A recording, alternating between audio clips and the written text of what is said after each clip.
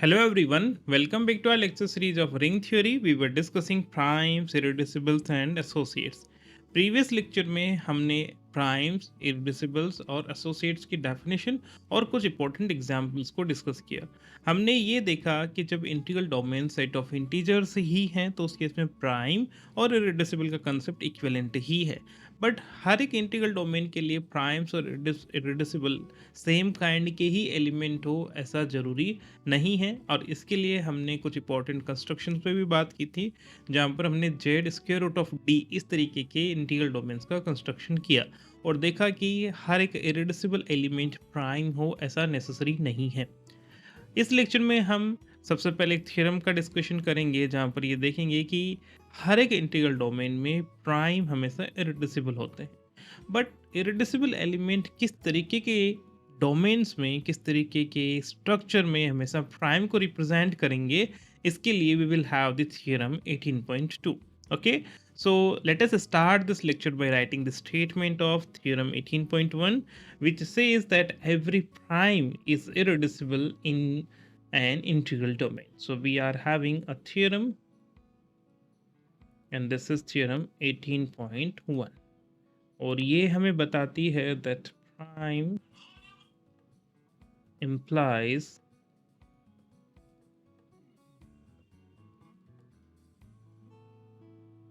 irreducibles. Okay, so statement says in an integral domain every prime is an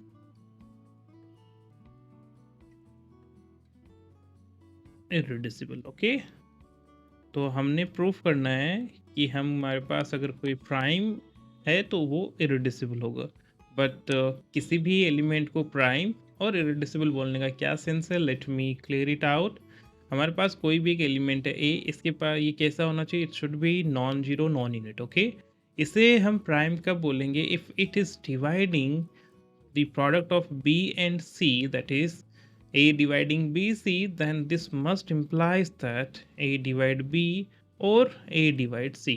अगर कोई ऐसा non zero non unit element इस वाली property को follow करता है तो उस केस में we will call A as prime. Okay, और इरेड्यूसिबल का क्या है, वही नॉन यूनिट होने चाहिए, और जब भी हम A को किसी B टाइम C इस फॉर्म में लिखें तो इधर B is unit, B is unit और C इज यूनिट। ठीक है, तो अगर हम ऐसा प्रूफ कर पा रहे हैं किसी एलिमेंट A के लिए तो इस केस में वो प्राइम बनेगा और इस केस में वो इरेड्यूसिबल बनेगा। ओके, इस केस में A will be irreducible. These are the definition of these concepts, right. अब इसके बारे में जैसे अगर हम प्राइम सपोज करेंगे और हमें सपोज प्रूफ करना है कि इरेड्यूसिबल है, तो उस केस में हम ऐसा एक प्रोडक्ट लेके चलेंगे और शो करेंगे कि दोनों में से कोई एक यूनिट है। ओके, कंडीशन गिवन क्या है कि वो नंबर प्राइम है। अगर प्राइम है एलिमेंट तो इसका मतलब वो इस तरीके की प्रॉपर्टी को फॉलो कर रहा है। ठीक है, सो let us identify an element A which is prime. Okay, so let A is a prime। ये प्राइम पॉलिनोमियल हो सकता है, प्राइम नंबर हो सकता है, ये डिपेंड करेगा कि इंटीग्रल डोमेन का स्ट्रक्चर क्या। ठीक है, in an integral domain and A is equal to b time c. जब भी हमने इरेड्यूसिबल प्रूफ करना है तो हम ऐसा प्रोडक्ट लेके चलेंगे। अब हमने प्रूफ करना है कि B और C में से कोई एक यूनिट है, एटलीस्ट कोई एक यूनिट है। Okay, so let us see then to prove that A is irreducible, we need to show that B और C is a unit. Okay, so we know अगर A equal to B C है, इसका मतलब A इस product B C को divide भी कर रहा है. Okay, now if A is equal to B C और हर एक एलिमेंट खुद को तो डिवाइड करेगा ही, तो यहाँ से हम क्या इम्प्लाई कर सकते हैं that A divides this product B times C. Since A is prime, तो यहाँ से हम कहेंगे दैट इधर A डिवाइड्स B और A डिवाइड C. ये क्यों लिख पा रहे हैं? Since A is prime. Okay, अब हम सपोज कर लेते हैं दैट A डिवाइडिंग B. तो उस केस में हमारे पास क्या रिजल्ट्स आते हैं, तो उसके बारे में बात करेंगे. Let A divides B, that is we may suppose the B is A time T. Okay, अगर A B को डिवाइड कर रहा है तो B इसी फॉर्म का रहा होगा that we are supposing. Okay, then we know that 1 time B is same as B, and in place of this B on the right hand side we are writing that this is equal to A time T. अब A की जगह we are taking B times C of T.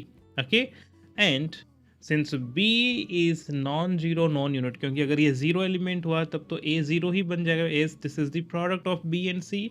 Since B is non-zero element, so from the cancellation law we have that 1 is equal to CT. और जैसे ही 1 equal to CT, इसका मतलब C के लिए T inverse और T के लिए C inverse है, और जब भी किसी एलिमेंट का इनवर्स एग्जिस्ट कर रहा है तो वो एक यूनिट एलिमेंट है. This implies that C is unit.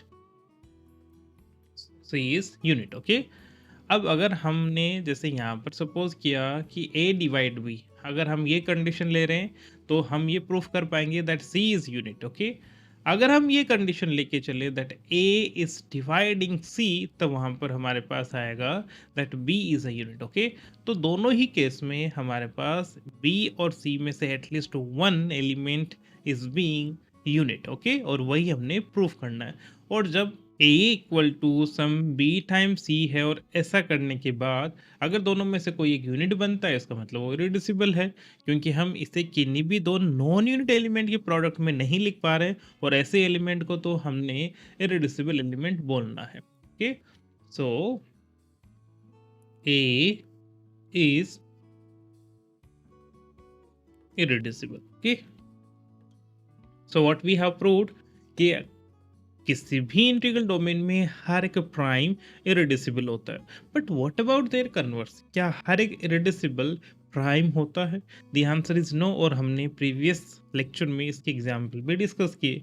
तो अब हमारे पास ऐसा कैसा स्ट्रक्चर होना चाहिए so that we can always say that every irreducible is prime. Okay, और मोर प्रिसाइज वे हम ऐसा कब कह सकते हैं that every prime is irreducible and every irreducible is prime. Okay, so we are going to discuss a special kind of structure so that we can discuss कि कब कोई प्राइम इरेड्यूसिबल बनेगा और कब कोई इरेड्यूसिबल प्राइम बनेगा. Okay, so this structure is principal ideal domains. तो जब हमारे पास integral domain principal ideal domain है तो वहाँ पर हर एक इरेड्यूसिबल प्राइम होगा. प्राइम तो ऑलरेडी इरेड्यूसिबल है ही. So let us discuss this.